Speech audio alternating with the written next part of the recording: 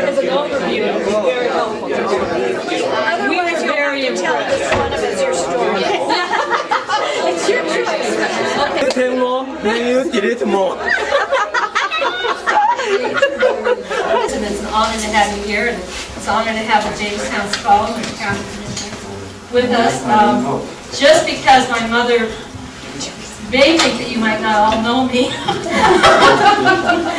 My name is Catherine Burrell, and I have the honor of serving this community as your local county extension agent. And I really want to welcome everyone today. We have an exciting program. If Thomas Friedman from the New York Times said the world is flat, today is all about that the world is flat, which allows us to become neighbors and friends much quicker. And we're very excited to make the long-term friendships with our guests today. What we would like to do is, I want to get started. The county commissioners have a limited amount of time, and we want to make sure that you all get to know each other and have a chance to visit. The other thing is that at 10 o'clock, we have the opportunity to receive a voice over internet protocol telephone call from Israel. One of our residents is in Israel working on issues like this, and this is biodiesel for our friends from Taiwan who may not recognize it. It is a kitchen oil that's used in automobiles and a substitute for fossil oil, for gasoline. And at 10 o'clock we have a fellow who's working with the Palestinians and Israelis producing biodiesel in Israel. And Gary Ingrid is going to be calling in to talk to our local residents about how they're doing it in Israel. And then we're also going to connect the Washington State University Energy Office. So some of our guests today are interested in energy issues. And you're more than welcome to watch how we bring global information and university research to our local world community on issues of economic development and trade. And then also we have a PowerPoint presentation from our guests from Taiwan. And we will have a number of business people here today who do trade and do business in Taiwan internationally, and certainly with high-tech technology. And we will then go into the computer lab where you'll get to play with some of the technology we're using with you. Video, blog, podcasting. You get to send a podcast home if you want. We'll show you how to do that. And then about 11:30 we're going to drive down to Quilcene, where the students are waiting to show you their computer lab in Quilcene. And then we'll go down to Brennan, where the Taylor United Seafood is hosting a seafood buffet for you with the Senator Bridgerton and Joel Devine connecting to the airport with this, let me tell you. I really wasn't going to say anything, but Exhibit 1. yeah. Well, it really is a pleasure to be here, and I want to just state very briefly about the Senator Bridge Digital Divide at Washington State University.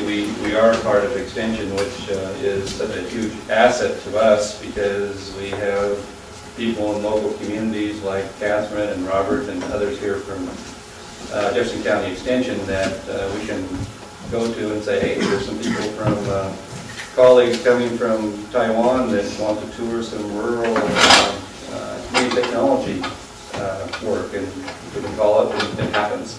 And they invite the community, and that's really a good thing for us. And we are, we're kind of a virtual group. I'm located in Pullman on the main campus. We have a group in Spokane. And we have some people working out of home here in Western Washington that are formerly part of the Center to Bridge the Digital Divide.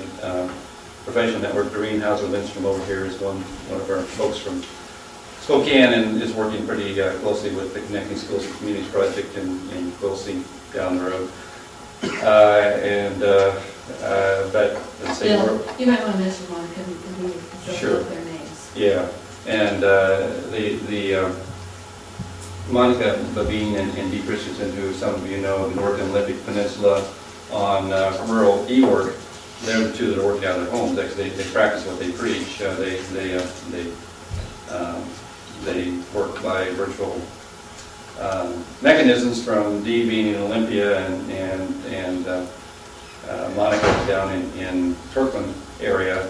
But that initiative is focused on connecting businesses that are in the urban areas to opportunities for partnership with workforce and businesses in rural areas.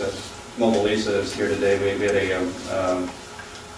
representative from Mobile Lisa that was at our CEO breakfast that we had in Seattle on this topic a while back, and we often use Mobile Lisa as one of our examples of the types of businesses that operate in rural areas and have kind of a technology focus and do things that some of our friends in Seattle and Portland and San Francisco, big cities like that, don't really fully understand happens in rural areas and can't happen in rural areas. So that's the particular initiative that Dee and Monica are involved with, is helping them to understand, yeah, it's a good business opportunity to start a rural office that's connected to your